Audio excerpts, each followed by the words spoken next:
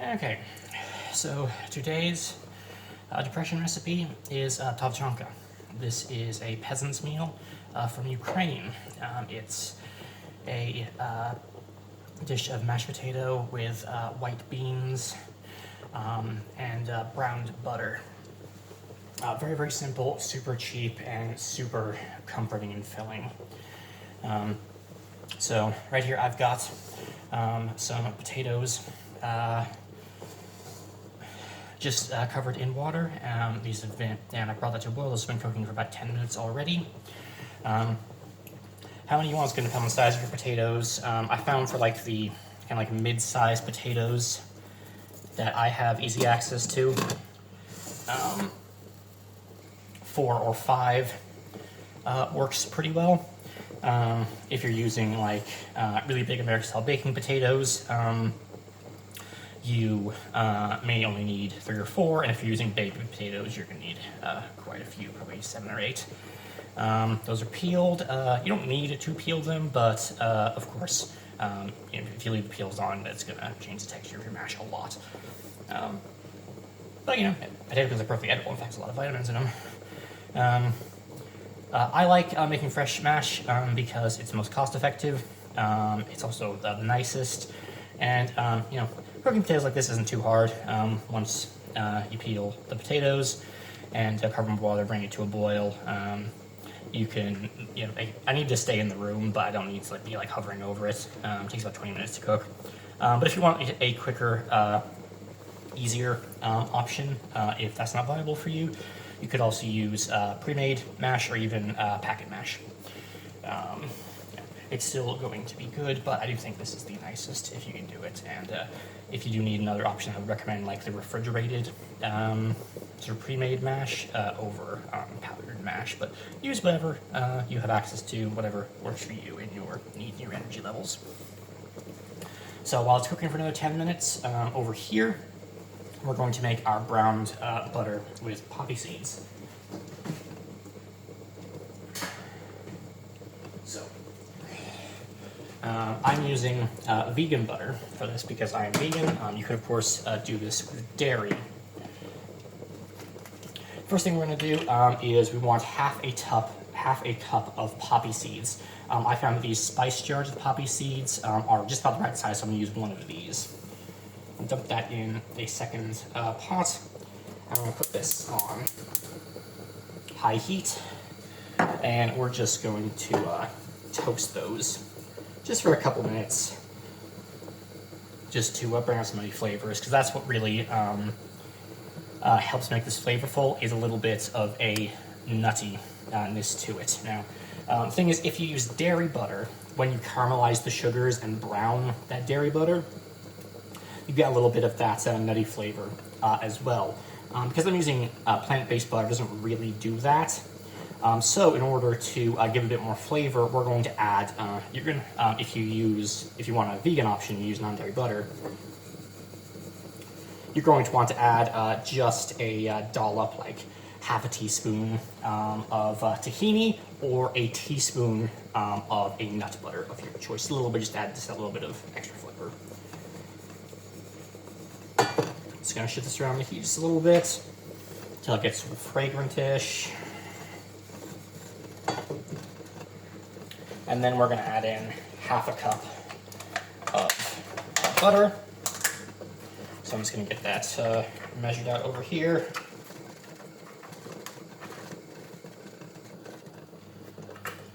Hopefully that's boiling water isn't too loud.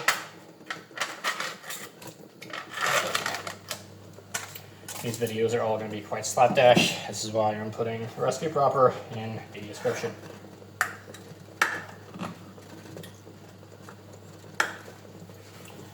Just shift that around on the heat a little bit. I measure out the last of my butter.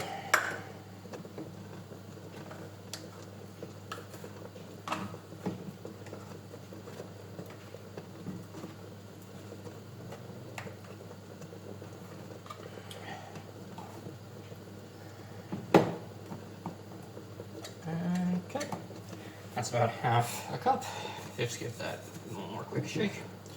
And we're going to plop in our butter. We want to brown this. Again, for dairy butter, you're kind of going to go through multiple phases of it melting and caramelizing. You need to whisk it pretty continuously. It takes about 10 minutes. With vegan butter, we're going to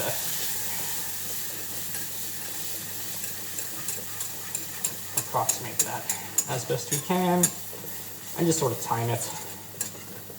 The nice thing about using non-dairy butter is because you don't need to, it doesn't really caramelize the same. You don't really need to cook it for a full 10 minutes, so it's also quicker than fully trying to brown butter. Browning dairy butter can take quite a while. So I'm probably, because I'm not super low energy today, but not super high energy. I don't remember high energy, but even on my levels, probably only going to cook this for about 5 minutes. Now that that's melted, you want it bubbling because you also want it to reduce. So you do want that bubbling on pretty high heat, whether using dairy or plant-based butter. So now that that's melted, I'm going to take note of the time. I've cooked that for about 5 minutes. And now I'm going to add in about a teaspoon or about a dessert spoon or half a teaspoon of tahini. This is going to give this a little bit of a nutty flavor, a bit more umami. You could also use your choice of nut butter, like peanut butter or almond butter, in which case I would use just a little bit more, like a full teaspoon. I don't want a ton of that, especially with tahini, it's very strong. So a little bit will go a long way. And now we're going to just whisk this pretty continuously for another 4 or 5 minutes. I deliberately started this after the potatoes have been cooking for about 10 minutes. So between my talking and cooking this, hopefully by the time I cook this as much as I want, those potatoes should be soft enough to mash. I'm just gonna make sure they're still covered. By covering that pot, you help keep potatoes cook faster, stops the water from evaporating off too much, and helps steam them. As opposed to if it was uncovered. Just gotta be careful taking that lid on and off.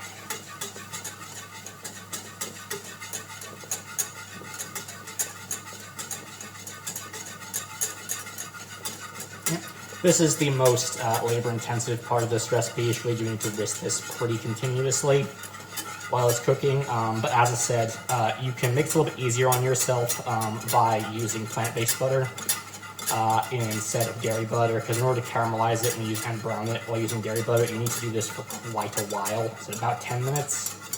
But with plant-based butter, like 5-ish is probably fine. You don't need to have like amazing whisking technique, but it does need to be done pretty continuously.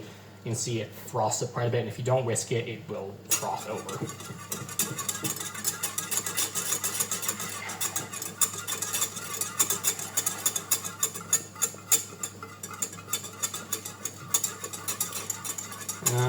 If this is the first one of these videos you're seeing, these recipes are from my upcoming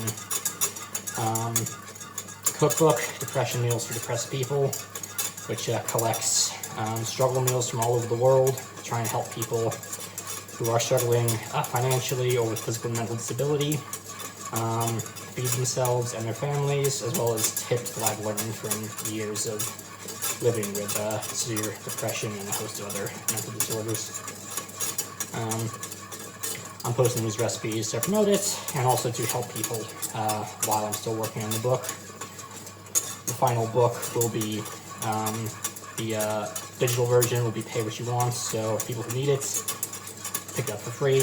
And any profits I do make from it, or the print version, I will be donating to charity, helping people in Gaza, Ukraine, Sudan, Venezuela, Cuba, other places that are suffering under the yoke of fascism at the moment. I'm recording these videos, putting on my socials and YouTube. They're very, very slapdash, but just like the book itself, I'm kind of just doing what I can within my own means and my own energy levels.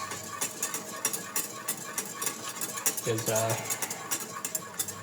this is not a book full of like fancy recipes. It is struggle meals, but they've been optimized and chosen to be as easy and as cheap as possible, while also being delicious and nutritious, because surviving is not the same as living. You need to take care of yourself. You need to take care of your body's needs, both your energy levels and your nutrition, and also you need comfort. Okay, I think that's nearing. That's got a nice smell to it. Smelling toasted. So I think I'm gonna take the heat off that.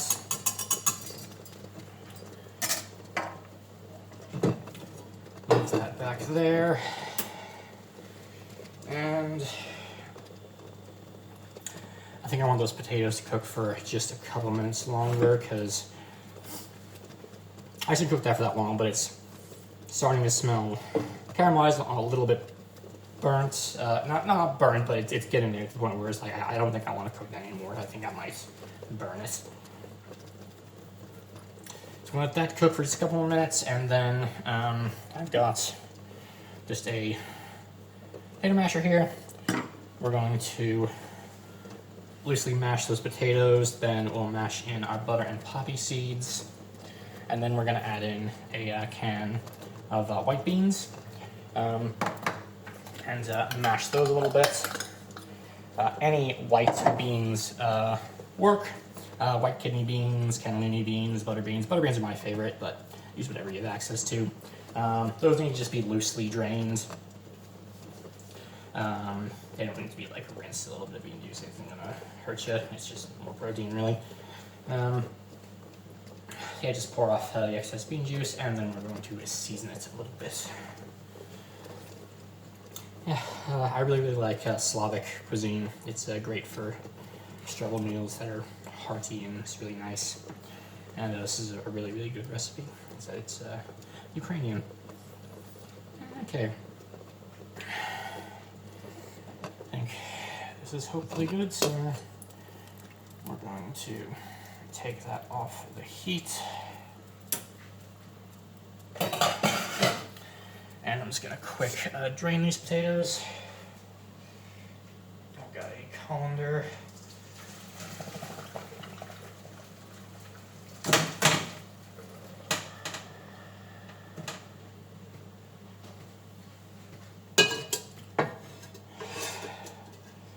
That there.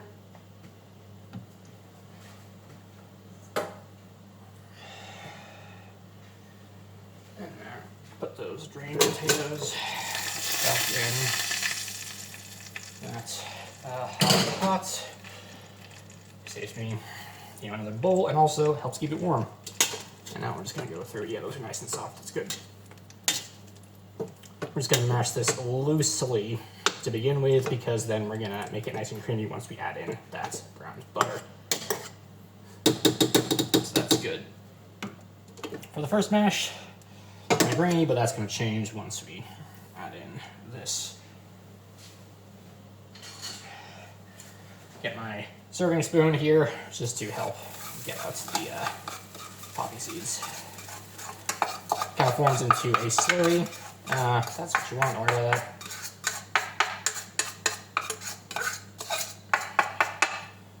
Pretty good. Now we stir that in.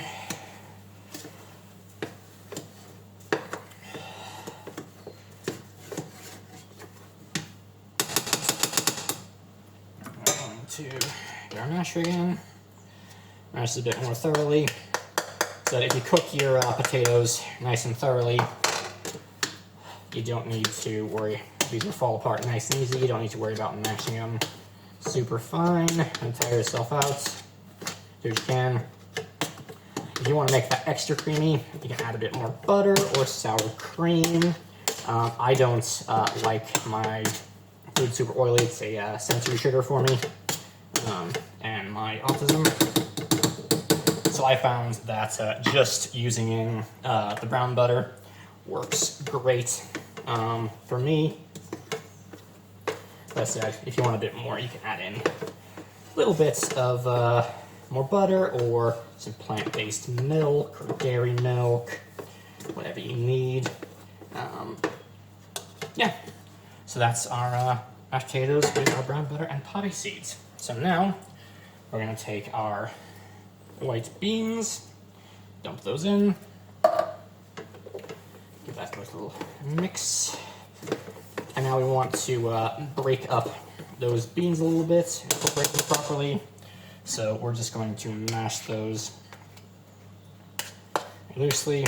See here, I just flung a little bit of potato while doing this, but I'm trying to just use my masher to scrape off the spoon here so I don't lose food. If I was a bit more careful, that'd be a lot more effective. Yeah. And this doesn't really need to be mashed thoroughly. You just want to break up those beans a little bit. Of course, if texture changes are a problem for you, you may want to mash this more thoroughly. But I think the very slight difference in textures I actually kind of like. So that looks good to me.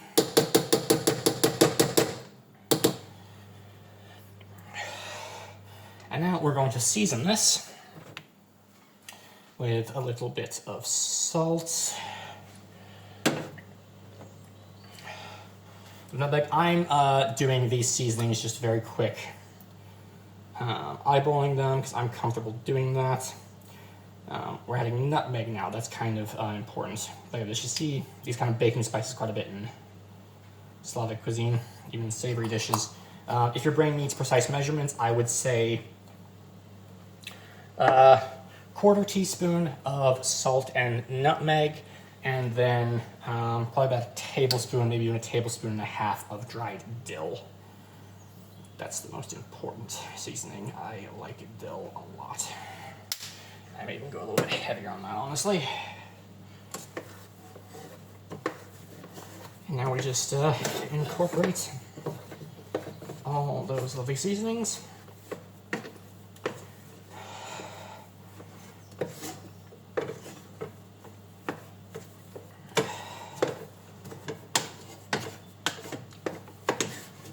And yeah, that is our Tovchanka. This will yield, depending on how big you like your portions, probably about 3-4 portions. I'm gonna dole this out into some Tupperware and have one for my lunch now, and put the rest in the fridge. I don't recommend freezing this. You can, but it does change the texture. It gets kind of icy. It's not great, but it keeps in the fridge just fine for a good 5-6 days. So yeah, that is Tovchanka.